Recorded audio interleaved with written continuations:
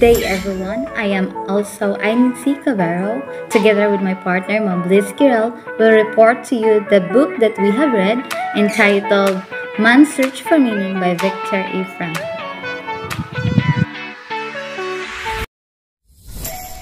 Hello everyone, I am Blaso Feyu Giral, and we are about to report the book that we have read, which is entitled Man's Search for Meaning by Viktor E. Frankl.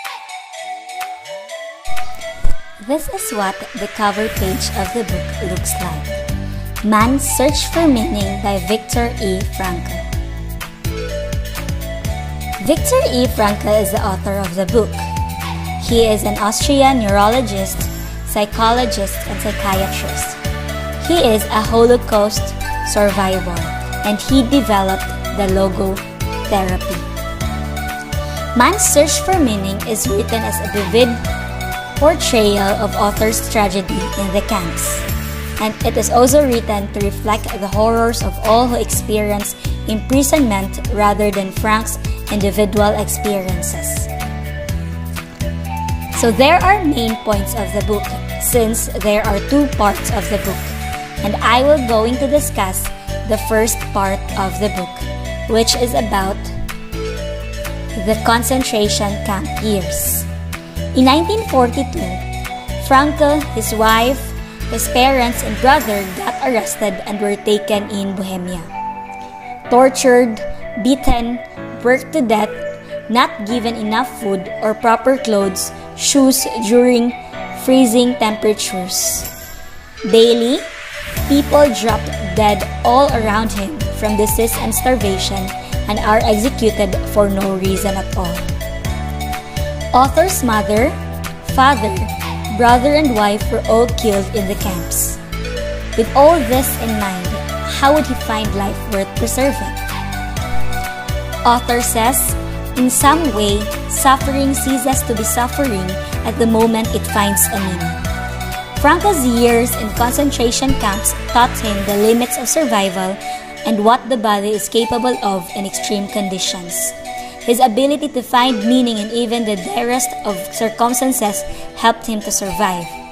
From his experiences, he developed an alternative psychotherapy called logotherapy.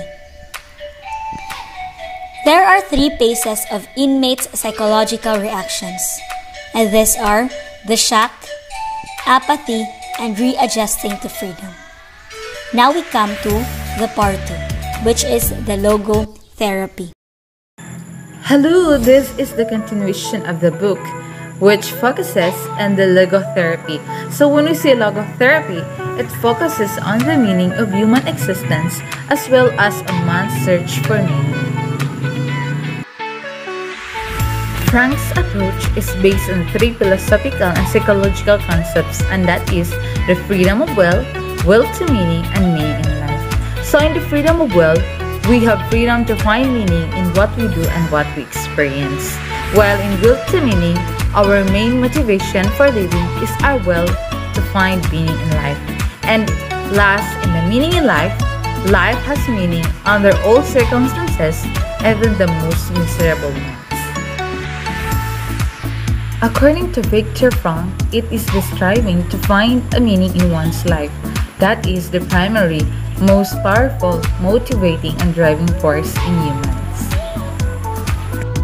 The book in relation to our class, sociology. So, the human being is completely and unavoidably influenced by his surroundings.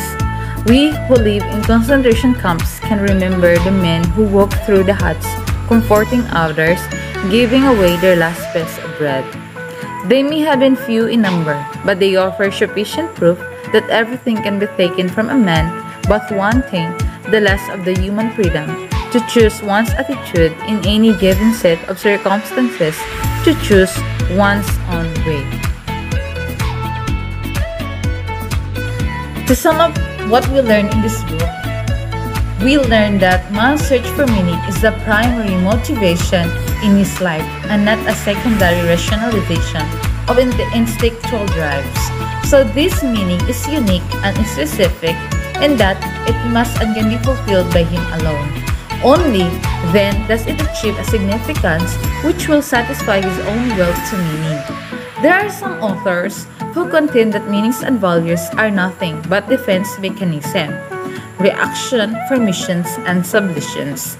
But as for myself, I would not be willing to live merely for the sake of my defense mechanism, nor would I be ready to die merely for the sake of my reaction for missions. Man, however, is able to live and even to die for the sake of his ideals and values.